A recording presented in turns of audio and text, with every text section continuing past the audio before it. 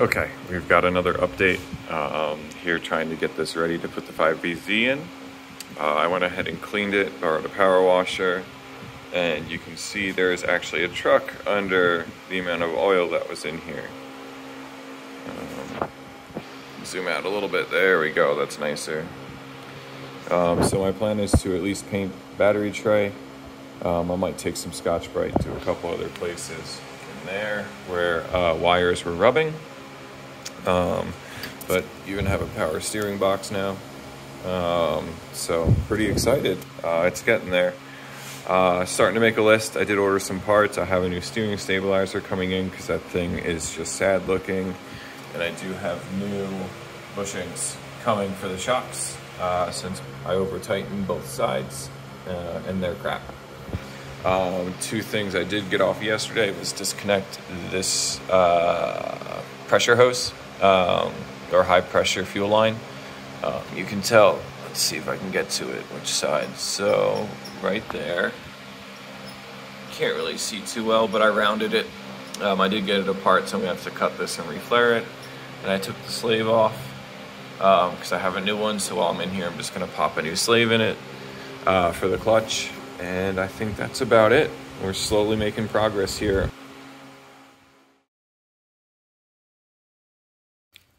Okay, I thought this would be kind of fun to record.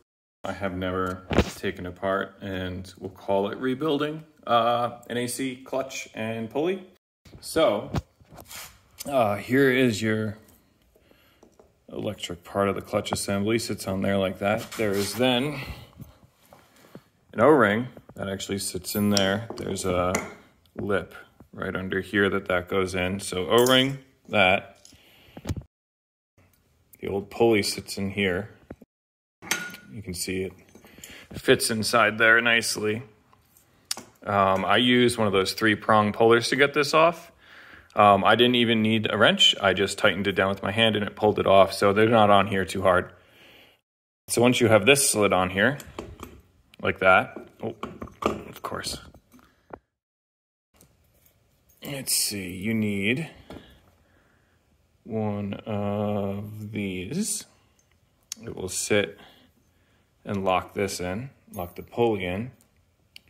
And then on top of that, you put that, and there's a screw and washer that sits right in the middle and mounts that all to that shaft in there. Pretty straightforward.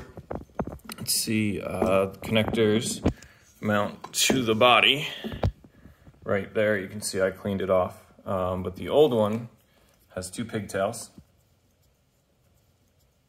Looks like it's the ground for switch. And this guy, the new one, only has a single. If you look, it's just got the plug. We'll see how that goes, because it looks like the kit came with something to pinch them, maybe just puts them together, I don't know. And then we got to mount to the shaft, and this mounts it to the body. So yeah, I thought that was pretty neat.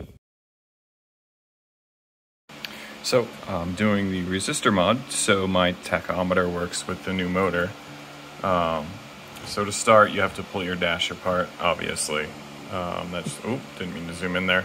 That's just the normal screws you would to pop the molding off your dash. And then you get to here, you have 4 screws that hold this guy in on each of these tabs in your dash. And then you put him down like this. The cover just has these little tabs all around it that pop out super easily. And then you're left with this. To get the tack out, pop the back. You can see those 3 spots where I took the screws out. Tack just pops right out after that. Be aware, some of these pieces, like these guys, are gonna fall out. They're all kind of different. So you can see the little pins they have here, so I wasn't too worried about losing where they go. As for the tack, super simple modification here. It's these 2 bottom pins. It's a 10 kilo ohm resistor. I started by just using fairly fine tip on my soldering iron, heated up both of those just to get it stuck in there. And then I tinned it, so I got a little solder on just the tip of this. and I dabbed it onto here, and my camera won't focus that well. Let's see, there it goes. You can see a little extra solder on there from when I did that. So yeah, I was a little worried about this one, but again, super easy. Just take your time, don't overheat it. It wasn't too hard not to do that. And again, it was easier to heat up the existing solder just to get the ends stuck. After, let's see, I trimmed a bunch off because it comes with, see that big piece? It comes with like all that on the end. So I trimmed it off, and then was able to get it on there. Yeah, super neat. All right, we are back with another update on the 5VZ swap. Just getting some stuff out of the way here. So, been slowly working through some stuff. Got the old battery tray area painted, including down there along the frame. A little bit of frame on this side, just to make it all look pretty nice. Those of you with a keen eye will notice I have a new power steering lines. Actually, all the return lines are new. So 1, 2, and then catch the one end. You can see the new clamp up there. That's 3. He comes to the actual power steering pump right there. Got a new slave cylinder put on. We have a new throw out bearing. Cleaned the clutch fork. That's all been lubed up. I used Red and Tacky. Did my first line flare. For the fuel line I had to get off, and I buggered the nut a little bit, so that's been done. What else? I think that's about it. Oh, new cruise control cable. This is the old one. So, see that hole in there? There is a cotter pin that goes through that and a shaft that comes out of this guy. And you just slide a cotter pin through and reattach that little triangle piece. You can see the new one is much longer. So, and our ends are different. This one has a ball and socket. And then this one has your normal, what you'd expect.